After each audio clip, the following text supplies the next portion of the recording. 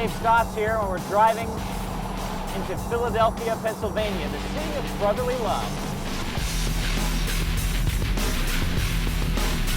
In this installment, we're going to investigate the life of our nation's very first president, George Washington. Chaim Solomon helped keep the Continental Army afloat during some of the most crucial days of the Revolutionary War. Let's roll.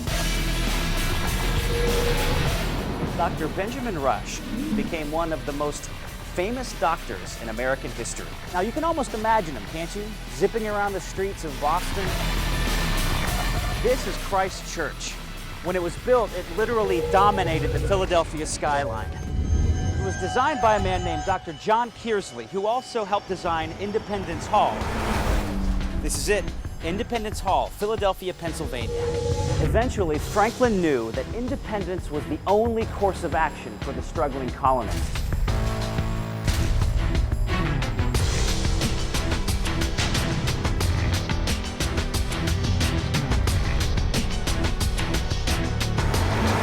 In case you haven't noticed, there's a lot of Benjamins in American history. Chaim Solomon was a true American hero. John Quincy Adams so loved the position of United States Congressman. It's not Americant, it's American. And he led our fledgling country into a seemingly hopeless war against what was, at that time, a mighty superpower. Its substance and its inventiveness is American to the core. I have no idea where I am. It's a good feeling. Noah Webster was an American lexicographer or dictionary creator. I got all the words I need right here.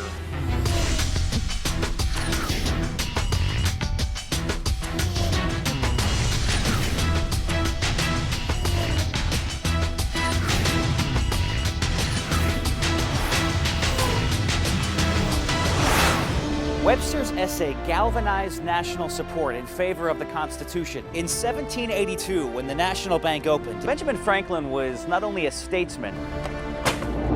Today we're going to talk about Abigail Adams. She was not only the wife, but also the mother of a president. And since nobody knew what caused yellow fever,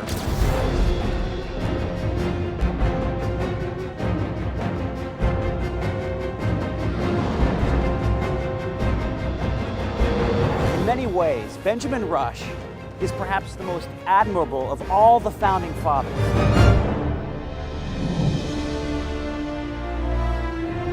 This is the pew of George Washington, Commander-in-Chief of the Continental Armies and the first President of the United States. The Revolution continued on for 8 more long years, and as it turned out, trapping the Americans on Long Island was the best chance the British had to defeat them.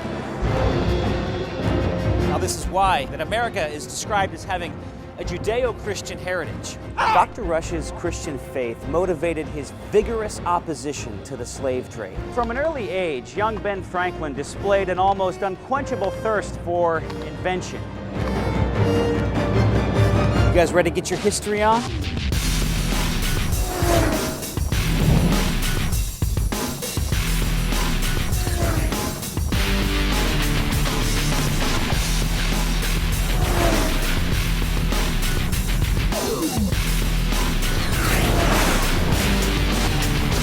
In this very room that those delegates signed the Declaration of Independence.